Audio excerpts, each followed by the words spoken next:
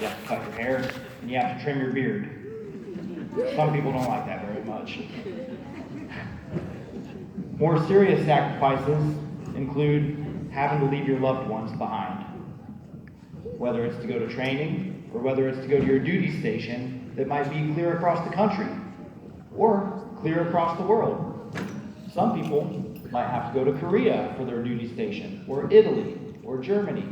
Some people might have to leave their friends and family to be on a ship for months at a time. So, months and years without seeing loved ones, that's a big sacrifice, isn't it?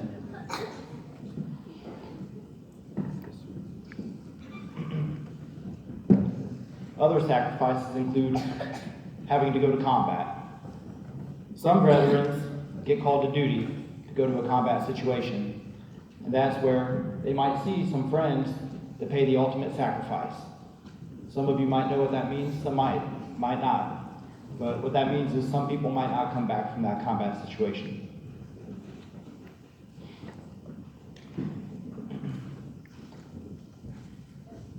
Some experiences that a lot of people, the 99%, won't experience is getting up at 4 o'clock in the morning to do physical training.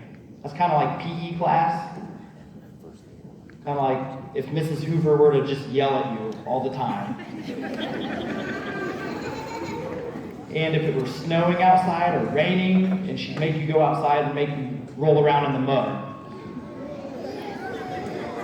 And you don't even get to eat breakfast until afterwards. Yeah, it's pretty tough.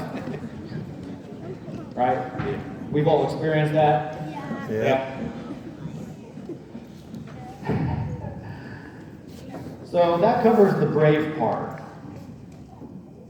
Home of the free because of the brave. Now let's talk about the home of the free part. This part was always kind of hard for me to understand when I was your age. It was hard for me to understand even when I was in high school. I joined the Army when I was in high school. I was 17 years old. And I deployed to Afghanistan when I was 24 years old. I spent 1 year in Afghanistan in a very dangerous spot.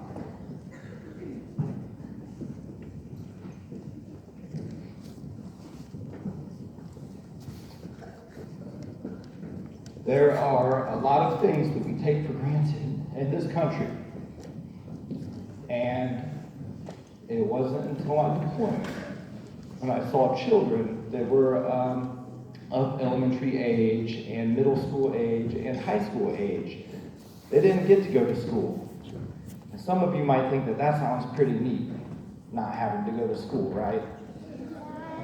These kids wanted to go to school. They wanted to learn. They understood the importance of education, and they couldn't go. Their schools were demolished through decades and decades of war. They tried to assemble some schoolhouses for the kids, but the bad guys didn't like it, and they would continue to demolish the schools. The churches. I know a lot of you probably go to church, and over there, the bad guys didn't want them to go to church, or they didn't want them to go to a certain type of church. So how would you like that if somebody said that you can't go to school and you can't go to church? No, that wouldn't be very good, would it? So think about that. America, you're allowed to do that.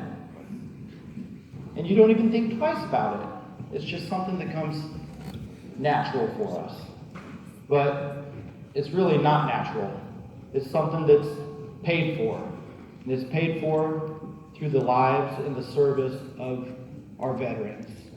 The 1% who step up to the call of duty and they serve the country for all of us to be able to go to school and go to church and do the things that we like to do. So, Eastern Pulaski Elementary School, I'd like to thank you for having us. I'd like to thank you for your attention. And if you would, please stand up and give these veterans another round of applause. Thank you.